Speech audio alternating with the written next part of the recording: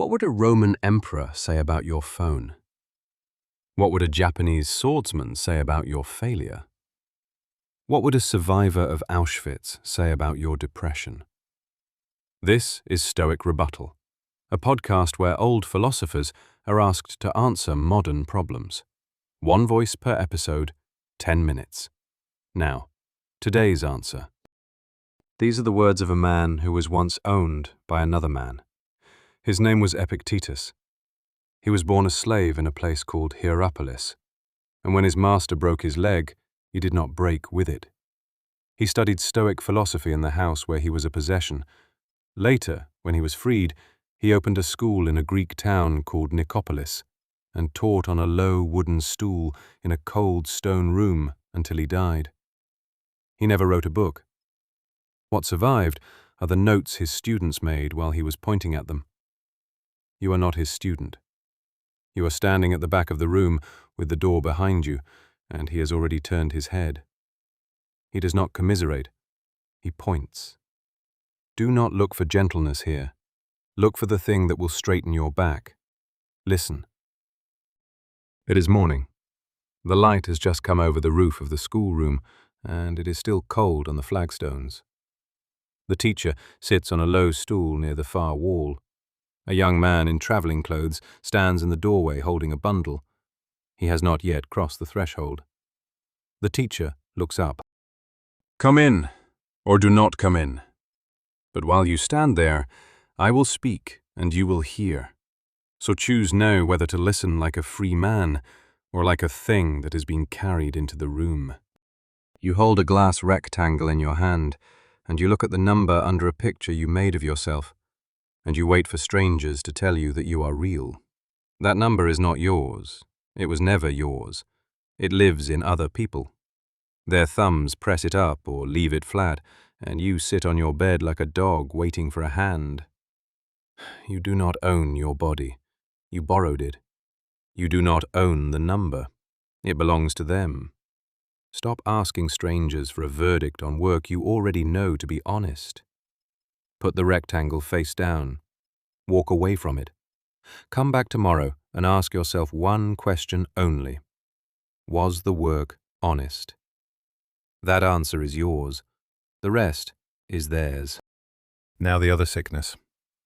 You check the profile of a man you called a friend, and the title under his name is larger than the title under yours, and you go quiet inside for the rest of the afternoon. Look at what you are grieving. A title, a number on a payslip, a desk by a different window. These things are not good. These things are not bad. They are indifference. They are outside you, like a cup resting on a table you do not own. You do not pick up the cup. You do not own the cup. You stand there and curse the cup for sitting on the table and call your cursing justice. It is not justice. It is envy in a good coat. The only thing inside this room that is yours is the character you will carry into tomorrow morning, and no office can give you that, and no office can take it. Write down 3 things you hold that no promotion can reach. Then send the man one line. Say you are glad for him, and mean it. If you cannot mean it, say nothing and work on the meaning.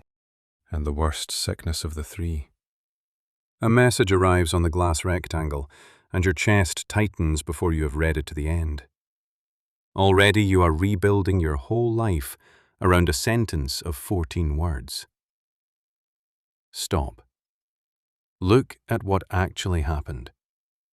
A sound, a message, a voice at the other end of a wire. The event is neutral. The event is a cup on a table. Your judgment is the weight you laid on top of it, and the weight hardened before you noticed. Catch it before it hardens. Ask yourself, what is the thing itself, and what is my story about the thing? The event is small. The story is the load. Watch how fast it happens. The sound arrives. The thumb moves. The eyes read. And in the half-breath between the reading and the next thought, a whole city is built inside your skull. A city of losses that have not happened yet. Your hands go cold, your shoulders come up. You are already rehearsing the worst version of the week. All of this from 14 words on a glass. You have built the city. You can also not build it. That is the thing no one told you. The impression arrives on its own. The judgment does not. The judgment is the part where you pick up the hammer. When the next message arrives, pause and say out loud, "This is an event. My reaction is mine." Then choose what you will do about it. Slowly. Once. Deliberately. Not with the chest, with the head. The sun has moved. The light is now on the opposite wall of the schoolroom, and the stones have warmed a little. The student has come in from the doorway.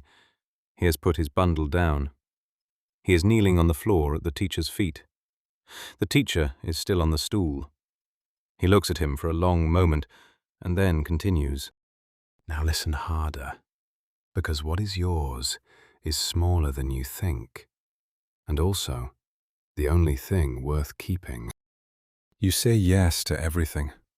You call this kindness. It is not kindness. It is fear wearing a polite coat, and you wear the coat all day, and at night you cannot sleep because you cannot find the shape of yourself under it.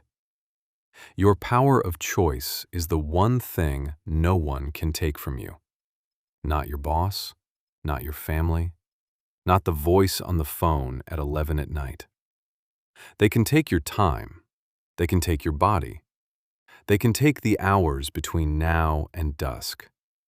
They cannot take the yes or the no. Every yes to a small thing is a no to a thing that matters. You already know which is which. Before you agree to anything today, hold your breath for one count and ask, does this match the person I have chosen to be? If the answer is no, refuse it. Say the word. No is a short word. Learn to say it without an apology behind it. And the next one. You sit in a room where they pay you, and you rehearse the moment they find out you do not belong. They will not. The fraud is not in your chair. The fraud is in your head, and it is a small one. You have been given a part to play, a role, not the one you wanted, not the one you hoped for as a child, the one you have today under this sky. Play it. Play it fully. Do not waste the afternoon wishing you had been given a different costume. Look at the broom in the corner. It has a handle. It has bristles. It has work. Pick it up and sweep the floor, and the floor is clean, and a morning of your life is done well. That is enough. That is the whole of it. No one is watching, and it does not matter that no one is watching. Sweep the street you have been given, and sweep it well. Do the small task in front of you as if the whole house depends on it, because the whole house does depend on it. Write your role on one line of paper. Then go and do that one thing until the light changes. Nothing more, nothing less. Nothing decide. Know the last one. And hear it plainly, because you have been lying to yourself about this for a long time. You sit in the chair, and you call it a cage. Look at the door. It is open. It has been open all along. You will not walk through it, because the thing holding you is not in the room. It is in your hand. You call the situation a chain. Look at your hand. You are still gripping it. You have curled your fingers around the refusal, and you have called the refusal a chain. And then you have asked who locked it. You locked it. Open your hand. Let it hit the floor. Listen for it. It is not iron. It is you. Now pick one situation you have been fighting in your head for a month. Name it out loud to this room. Then say, I accept this. Now, Within it, what can I do? Whatever the answer is, go and do it before the sun sets. Not tomorrow, not when the mood improves. Before the sun sets. The door was always open. You were the chain. Now go. The cup is on the table. The coin is in your pocket. The body is borrowed. Your choice is the only thing you brought into this room. Take it out with you. Use it before dark. That was Stoic Rebuttal. Thank you for listening. If this one was worth 10 minutes of your life, there will be another one next week. If it was not, tell me what did not land. See you then.